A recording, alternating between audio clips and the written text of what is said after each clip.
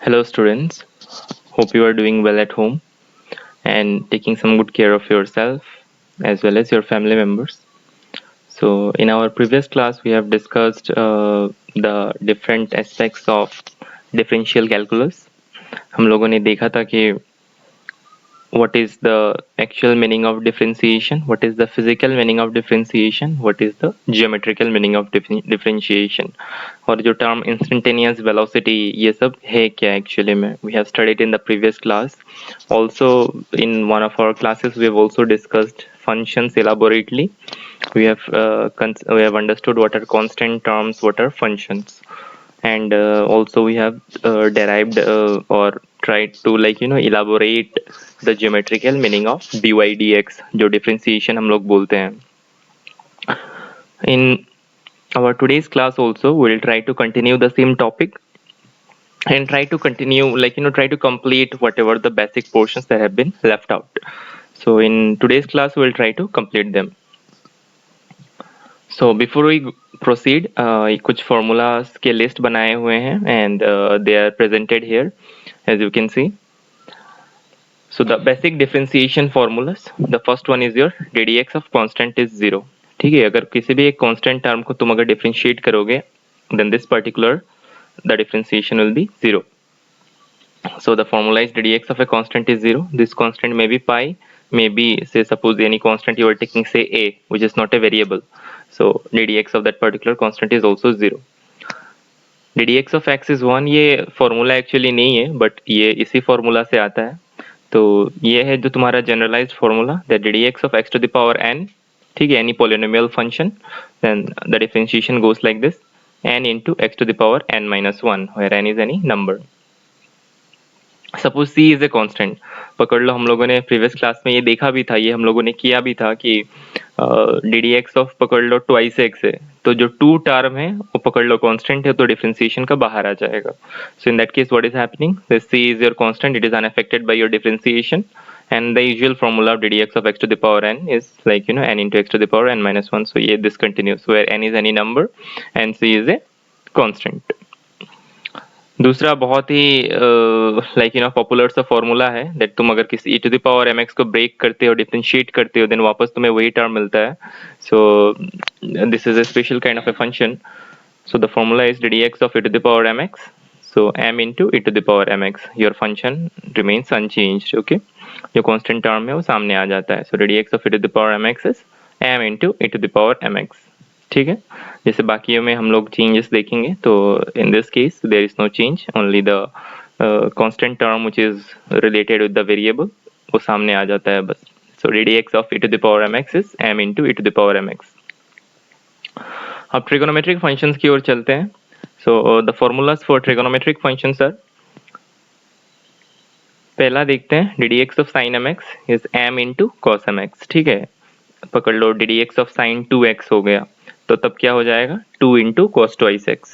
तो that 2x के जो x का पहले जो 2 है वो तुम्हारा m है, तो ddx of sin mx is m cos mx.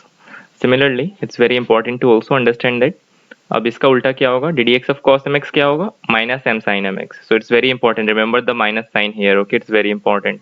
Sometimes I see that students don't put that minus sign, तो ये mistakes कभी कभी हो जाते हैं, तो इसको ध्यान में रखना पड़ेगा. Similarly, ddx of tan mx is m sec square mx. So this is another formula. ddx of sec mx is m into sec mx tan mx. Okay. Similarly, minus sign यहाँ और दो formulas में भी है. ddx of cot mx is minus m cosec square mx. ddx of cosec mx is minus m cosec mx into cot mx. Okay. And another one ddx of log, ये जो x है वो modulus का अंदर होना चाहिए actually, but वैसे भी जनरलाइज टर्म है तो हम लोगों ने इसको ऐसे ही दे दिया है. Otherwise rest you can understand that the particular value of x is inside the modulus. This is very basic common sense. So ddx of log x is 1 by x. So this is another formula. अब कुछ important rules are given here, so let's see them one by one. This is suppose u and v are two functions. Okay, हम लोग दो functions पकड़ते हैं. पकड़ लो u equal to f of x and v is your g of x. दो कोई functions, यहाँ पे हम लोगों ने मेंशन नहीं किया है कि u ये फंक्शन है v ये फंक्शन है. तुम पकड़ लो u और v कोई भी दो फंक्शंस. ठीक है, तो अब दो फंक्शंस का मल्टीप्लीकेशन है, पकड़ लो x इंटू साइन एक्स. ठीक है। x एक पॉलिनोमियल फंक्शन है, sin x तुम्हारा ट्रिगोनोमेट्रिक फंक्शन है। तो x और sin x का दो प्रोडक्ट है, तो u और v हो गया, ये दोनों अलग अलग फंक्शन है। तब इनको डिफरेंशिएट कैसे करना है, तो तुम्हारा अगर तुम इसको फर्स्ट फंक्शन पकड़ते हो और इसको second, then your differentiation is first function into differentiation of second function plus second function differentiation of first function. So very easy. Popularly इसको बोलते हैं ddx of uv, u ddx of v plus v ddx of u. This is also known as product rule. Similarly quotient rule भी एक है, अगर तुम्हारा दो functions instead of product it is in like divided. So अगर u by v है, तो in that case your formula is v ddx of u minus u ddx of v divided by v square. ठीक है, नीचे कोई भी differentiation नहीं रहता है।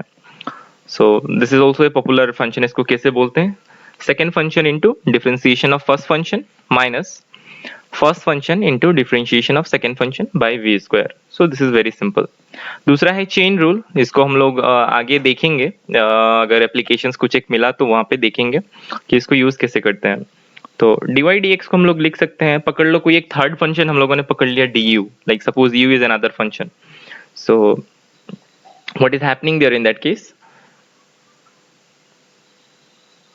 आई कैन राइट दैट, सपोज ये तुम देख रहे हो कि ये du और ये du cancel, they can be cancel each other. अगर हम लोग प्रोडक्ट टर्म देखेंगे तो बच जाता है dy dx। तो ये चेन रूल ये बताता है कि ddx ऑफ u, इस dy dx को हम लोग इन टर्म्स ऑफ चेन कर सकते हैं इसको, that is du dx into dy du, ऐसे भी लिख सकते हैं। so the chain rule goes like that, ddx of y or dy dx equal to du dx into dy du। ठीक है, this is very important and simple chain rule. इसको with in terms of examples अगर हम लोग जब solve करते जाएंगे then it will be more easier to understand. Okay, so chain rule also has got very much, parametric functions में भी हम लोग जब डिफरेंशिएट करते हैं तो चेन रूल का बहुत ज्यादा इंपॉर्टेंस हो जाता है। तो उस क्वेश्चंस भी देखेंगे कैसे करते हैं इसको। So as we go questions will be coming. So in our previous class also we have tried to find the dy dx of all these following terms. We have tried to solve them and I got a few questions that students were finding difficulty in solving. Question number 10 and question number 11. तो उसका जो solution है वो दिया हुआ है, तो देखते हैं उसको। मैंने कुछ solve किया हुआ है, कुछ solved examples हैं. So let's see them how to do this. So the question is, the area of a blot of ink is growing such that after t seconds, as well as the printed or question या फिर जो type किया हुआ question है वहाँ पे ऊपर तुम लोग देख सकते हो यहाँ पे। The area of a blot of ink is growing such that after t seconds, its area is given by a equal to 3t square plus 7 centimeter square. Calculate the rate of increase of area at t equal to 5 seconds. तो यहाँ पे ये देख सकते हैं कि जो area है उस इंक का और टाइम का एक फंक्शन है। मतलब अगर तुम एक ड्रॉप ऑफ इंक पेपर पे डालते हो तो धीरे धीरे बढ़ रहा है, पकड़ लो, मान के चलो ऐसा कुछ वहाँ पे एग्जांपल दिया गया है। तो हम लोग को निकालना है कि 5 सेकेंड्स के बाद कितना एरिया इंक्रीज हुआ होगा। तो हम लोगों को डी डी टी निकालना है। ठीक है, d d t of a मतलब rate of change of area with respect to time. तो हम लोगों ने गिवन एरिया का जो फंक्शन दिया गया है किस टाइम के ऊपर कैसे डिपेंड कर रहा है वो दिया गया है, which is a equal to 3t square plus 7 centimetre square. ठीक है, तो हम लोगों ने क्या किया, differentiating with respect to t we get dt of a। तो हम लोग लिख सकते हैं इसको dt of 3t square plus 7। तो since it's the very beginning तो हम लोग डायरेक्टली इस टर्म से यहाँ पे नहीं आ रहे हैं, rather we are breaking it and showing कि इसको किया कैसे जाते हैं। 3 एक कांस्टेंट टर्म है तो डिफरेंशिएशन के बाहर आ जाएगा। सो dt of t square plus dt of 7, तो 3 बाहर ही रह जाएगा। dt ऑफ t स्क्वायर क्या होगा, फॉर्मूला क्या है, ddx of x to the power n equal to n into x to the power n minus 1। तो जो तुम्हारा n टर्म है ये 2 वो सामने आ जाता है, into x to the power पकड़ लो यहाँ पे n माइनस 1 है तो 2 माइनस 1, और dt of A constant is 0। मतलब एक कांस्टेंट का डिफरेंशिएशन अगर तुम करते हो तो 0 होता है। ठीक है, तो रह जाता है क्या है, 3 2 6, t to the power 2 minus 1 is t। अब हम लोग को निकालना है कि डी ए डी टी का वैल्यू कितना है t इक्वल टू 5 सेकेंड्स में। तो फॉर्मूला हम लोगों को पता है, ऊपर से मिल चुका है कि डी ए डी टी का वैल्यू है 60। So we put the value of t equal to 5 and we get 30 centimetre square पर सेकेंड के हिसाब से वो चेंज हो रहा है। So this is also very easy. ये actually this kind of question is very much like ये एक एक्सरसाइज, इस टाइप का क्वेश्चन एक्सरसाइज प्रॉब्लम है क्लास 12 का। एप्लीकेशन ऑफ डेरिवेटिव्स में हम लोग इसको देख सकते हैं। The students of class 12 can relate to this. In application of derivatives there is a particular chapter dedicated to this. Particular exercise is also there where a lot many questions are also there. Okay, some approximations भी है कुछ वहाँ पे भी ये kind of questions रहते हैं usually. So continuing to the next question, area of a circle is given by a equal to pi r square, as we know. तो rate of increase of area with respect to radius निकालना है, मतलब dA dr निकालना है. This is also very simple. नीचे solve किया हुआ है तो उसको भी देखते हैं। इनिशियली होता है लाइक स्टूडेंट्स को बिगिनिंग में थोड़ा बहुत तो प्रॉब्लम होगा ही, कैलकुलस एक नया टर्म है, बट एक बार कैलकुलस का आदत लग जाता है so it is really one of the most beautiful branch of mathematics. It's very easy to like practice and understand also. अगर एक बार बस समझ में आ जाए तो उसको प्रैक्टिस करना लाइक रेगुलरली अगर प्रैक्टिस से इसको मेंटेन किया जाए देन कैलकुलस लाइक एक बार वो ग्रिप बन गया तो ग्रिप हमेशा ही रहता है कैलकुलस का ऊपर, वरना बाद में लोगों को तो डिफिकल्टी ही लगेगा। सो वैसा ही होता है। So only one solution is there, practice practice and more practice. So question 11 को देखते हैं। एरिया ऑफ सर्कल दिया हुआ है a equal to pi r square. हम लोग को क्या करना है, डिफरेंशिएट करना है dt with respect to r। तो मैंने किया यहाँ पे ddr ऑफ a, तो ddr of pi r square, pi being a constant, differentiation के बाहर आ जाएगा ddr ऑफ r स्क्वायर। तो ddr of r square is nothing but twice r, तो 2 यहाँ पे आ गया, पाई यहाँ पे है और r 2 minus 1 is r to the power 1, we can write 2 pi r. So this is your whatever it is that dA dr का value क्या निकला, 2 pi r निकल गया है। So this is also very simple to do this. तो जिन्होंने ऊपर का जो कुछ क्वेश्चंस थे वो लोग नहीं किया है, उन्होंने नहीं किया होगा, तो you please try to do all the questions. This will be very helpful for your examination also, and also to understand the basic concepts of differentiation, okay, so that it will be helpful for you in your physics also as well as later in mathematics also, because there is a dedicated chapter on it in first year mathematics. So कुछ questions है जिन्होंने नहीं किया है ये questions, so guys please try to do this and verify with the answers whatever it is, and try to solve it, and if you have any kind of problem you can ask me also. So आज एक नया सा function देखते हैं जहाँ पे trigonometric function का differentiation कैसे करना होता है, वो आज हम लोग देखेंगे। तो कुछ 8 questions are there and their respective answers are also given, so आप लोग करके इसको वेरीफाई कर सकते हो। उससे पहले मैंने कुछ क्वेश्चंस इसको सॉल्व किया हुआ है, तो इसको करते कैसे है वो देखेंगे, और how we can elaborate our concept and idea about trigonometric function का जो डेरिवेटिव्स है उसको हम लोग इलाबोरेटली थोड़ा समझेंगे। तो लेट्स बिगिन।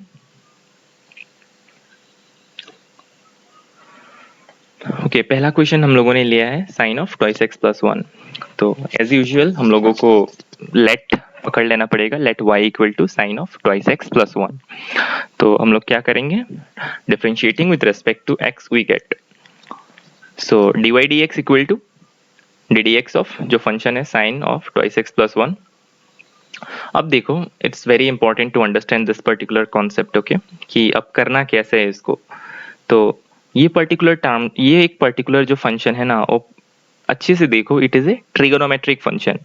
ये पोलिनोमियल फंक्शन है और बाद में है पोलिनोमियल फंक्शन। ये जो ट्वाइस एक्स प्लस 1 है, it is nothing but theta, मतलब ये एक एंगल है, ठीक है। So that means what, this sine of twice x plus 1 is a trigonometric function. So how will we differ, how, what is the formula for differentiating sine function, that ddx of sin x is cos x। तो बस मुझे वही करना है कि ddx of sin, इसको मैंने x पकड़ा है ना, ये ट्वाइस एक्स प्लस 1 पूरा टर्म को ही मैंने x पकड़ लिया है, कि मुझे तो पता है कि ddx of sin x cos x है, then I will be writing cos x। So जो भी x का वैल्यू मैंने अपने like in the back of my mind, जो भी मैंने लाइक रखा हुआ था कि नहीं ट्वाइस एक्स प्लस 1 मेरा x होगा, देन मैंने उसको बस वैसे ही लिख दिया, cos of twice x plus 1। अब मैंने किसको x पकड़ा था, ट्वाइस एक्स प्लस 1 को x पकड़ा था, तो ddx will continue here. So ddx of twice x plus 1 के साथ हम लोग उसको डिफरेंशिएशन करेंगे। सो ये तो अपने जगह पे ही रहेगा। तो ddx of twice x plus 1 कैसे होगा, ddx of twice x plus ddx of 1। तो यहाँ पे क्या होगा, 2 बीइंग ए कांस्टेंट डिफरेंशिएशन के बाहर, so d d x of x plus d d x of 1 which is a constant is 0। तो यहाँ पे कुछ और एक टर्म रह जाएगा 2 plus 0, so 2 plus 0 is nothing but 2, so the answer is 2 into cos of twice x plus 1। That is very easy. तो ultimately जो कॉन्सेप्ट ये है कि तुम्हें like you know the one thing you need to do is you need to consider this as your let, कि let हम लोगों ने इसको मन ही मन में कंसिडर करना है कि ये पकड़ लो मेरा एक्स फंक्शन है, ठीक है। तो d d x of sine x हो गया ये, तो d d x of sine x क्या है, cos x. So that means what, जी तुमने इसको x पकड़ा था तो वही उसी को वैल्यू को फिर से लिख देना है, और अब जिसको x पकड़ा था उसको डिफरेंशिएट कर देना है। So this is very easy. Let's take the another question, sin x square. So let y equal to sin x square.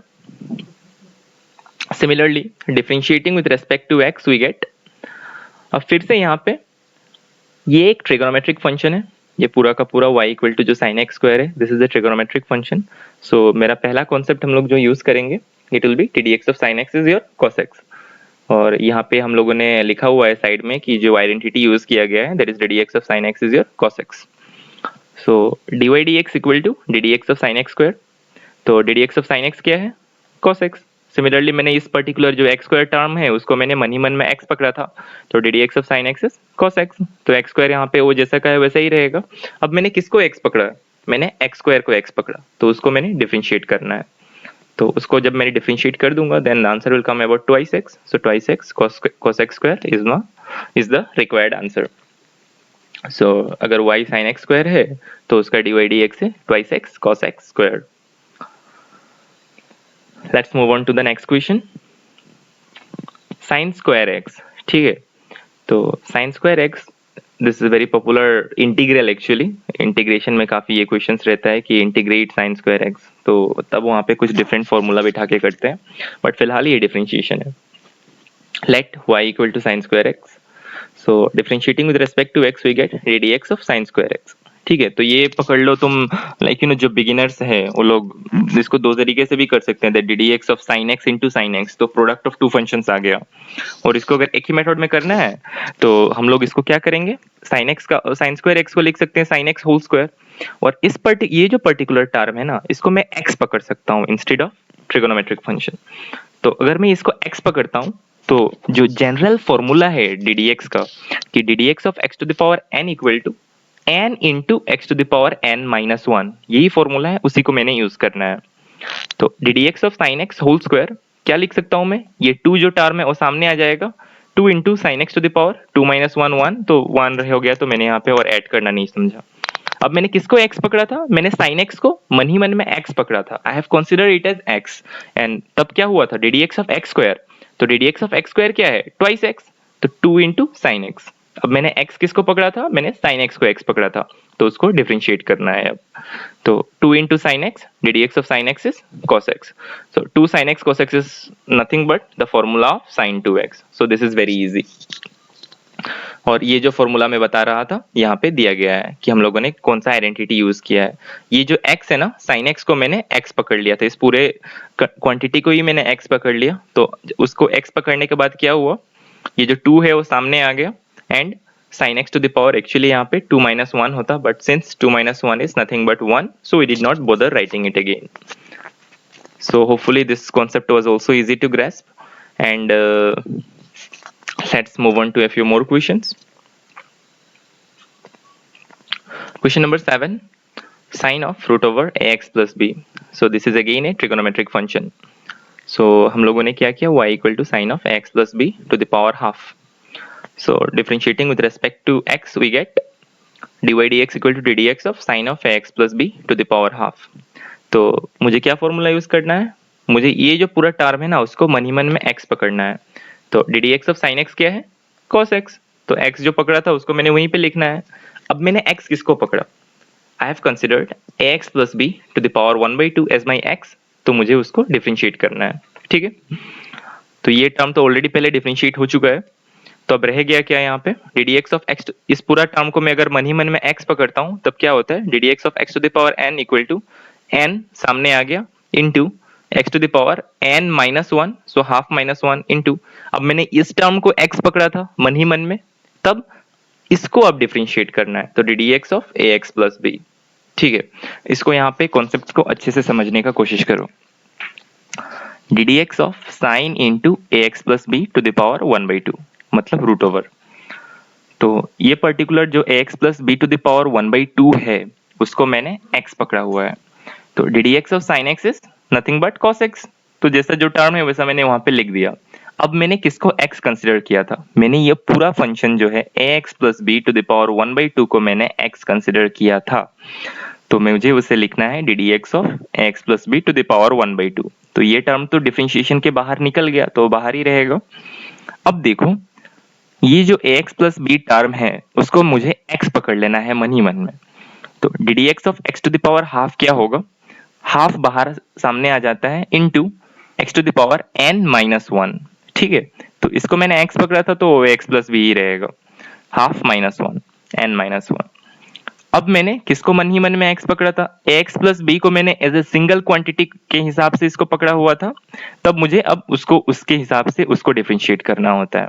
तो ddx of ax plus b, तो ये टर्म भी बाहर निकल गया, ये टर्म भी बाहर निकल गया। अब ddx of ax plus b का क्या होगा, a एक कांस्टेंट टर्म है और डिफरेंशिएशन के बाहर, तो a into ddx of x plus ddx of b, b तो कांस्टेंट है इसलिए 0 और ddx ऑफ x क्या है 1।